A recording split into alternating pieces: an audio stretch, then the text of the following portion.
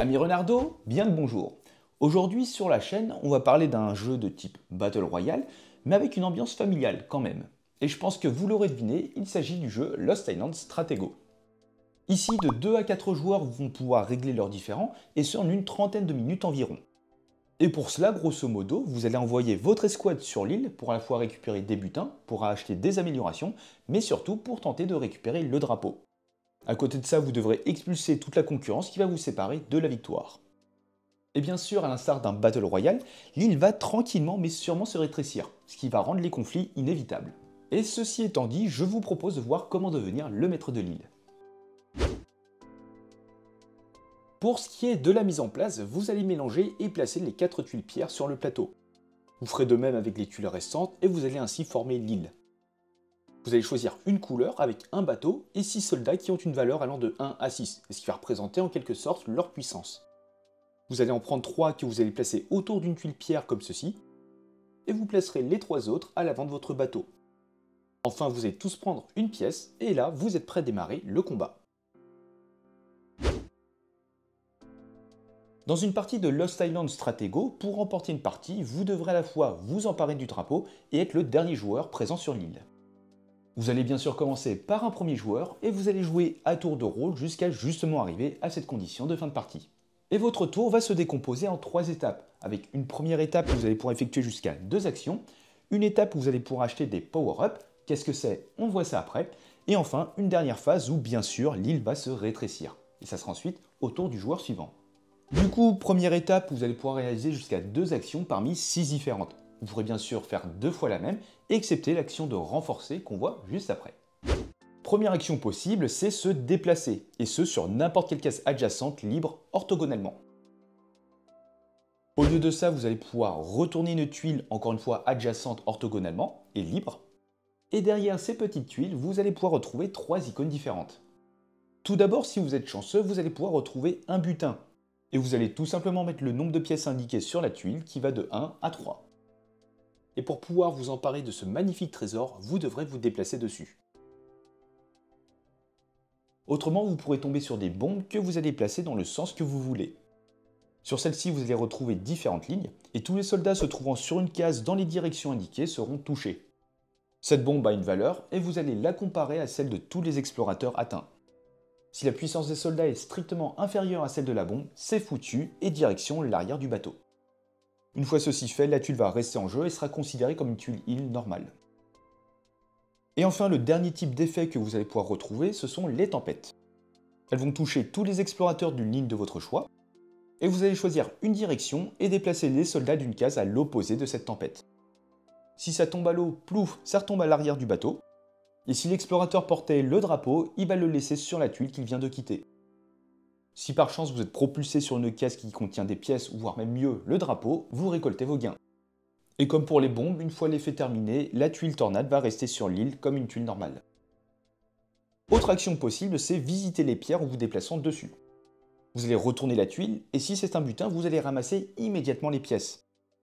Et si c'est un drapeau, alors là, bingo, vous le récupérez. Et avec le rétrécissement de l'île, certaines tuiles vont disparaître, et ce qui va laisser l'eau monter.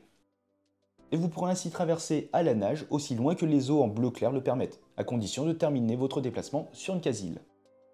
Et attention, si vous atterrissez sur une case occupée par un adversaire, vous allez déclencher un combat, et bataille qu'on voit juste après. Avant-dernière action avec l'action de renforcement. Vous avez des soldats sur votre bateau, et vous allez pouvoir les appeler en renfort. Vous allez prendre le premier explorateur qui se trouve à l'avant de votre navire, et vous allez pouvoir le placer sur une tuile libre adjacente à l'un de vos explorateurs sur l'île. Si aucune case adjacente n'est libre, vous pourrez le placer sur n'importe quel emplacement libre, y compris sur une tuile pierre disponible. Et si aucune case n'est disponible, vous ne pourrez tout simplement pas faire cette action. Et pour rappel, c'est la seule action que vous ne pourrez pas faire 2 fois durant cette première étape. Et enfin, dernière action, la bataille. Vous allez pouvoir engager un combat contre une unité qui va se trouver sur une case adjacente, et encore une fois, orthogonalement. Vous allez alors comparer les valeurs des 2 protagonistes, et celui qui est la plus faible va se voir éjecter à l'arrière de son bateau. Et en cas d'égalité, les 2 retournent au bateau. Et si par tout hasard vous remportez un duel contre la personne qui possédait le drapeau, hop, vous devenez son nouveau propriétaire.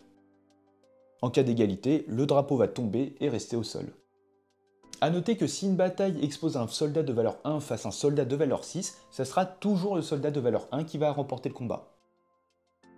Une fois vos deux actions terminées, vous allez passer à la deuxième étape qui vous permet d'acheter des power-ups grâce au butin aux pièces que vous aurez récupérées. Alors déjà pour une pièce, vous allez pouvoir acquérir un anneau de pouvoir et l'ajouter à l'un de vos explorateurs sur l'île. Celui-ci aura une valeur de +1 la prochaine fois que celui-ci engage soit une bataille ou tombe sur une bombe. Et à l'issue, l'anneau est retiré. Vous pourrez acheter plusieurs anneaux, mais attention, je vous vois venir, un seul maximum par explorateur. Et si un soldat de valeur 1 combat un soldat de valeur 6 qui possède un anneau, qui aura donc une valeur totale de 7, c'est toujours le soldat de valeur 1 qui gagne. Et attention, dans le scénario où un soldat de valeur 1 combat un soldat de valeur 5 avec un anneau, donc qui aura une valeur de 6, c'est cette fois-ci le soldat de valeur 5 qui l'emporte. Vous pourrez également payer une pièce pour faire une action de renforcement, donc c'est-à-dire appeler le premier explorateur de votre bateau et l'envoyer sur l'île. Et là encore, vous ne pourrez le faire qu'une seule fois durant cette étape. Toujours pour une pièce, vous allez pouvoir espionner en regardant la valeur d'un explorateur ennemi dans une ligne dégagée. Et enfin, pour 2 pièces, vous allez pouvoir désamorcer une bombe qui va toucher un ou plusieurs explorateurs. À n'importe quel moment pendant que la bombe est active, vous allez pouvoir transformer n'importe quel explorateur en démineur, désamorçant ainsi la bombe en cours. Une fois vos éventuels achats finalisés, vous allez donc passer à la dernière étape, vous allez rétrécir l'île. S'il y a encore au moins une personne dessus en commençant par l'extérieur et de façon concentrique, vous allez retirer une tuile libre. Si aucune n'est libre, vous allez retirer une avec un soldat qui retournera alors dans son bateau.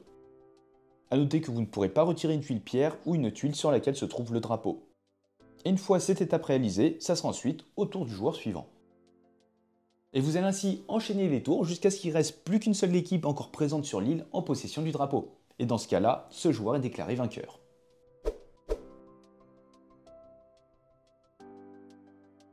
Et voilà, c'est la fin de cette vidéo. Comme d'habitude, un grand merci à vous de l'avoir regardé jusqu'au bout. Et sur ce, portez-vous bien et on se dit à la prochaine. Ciao!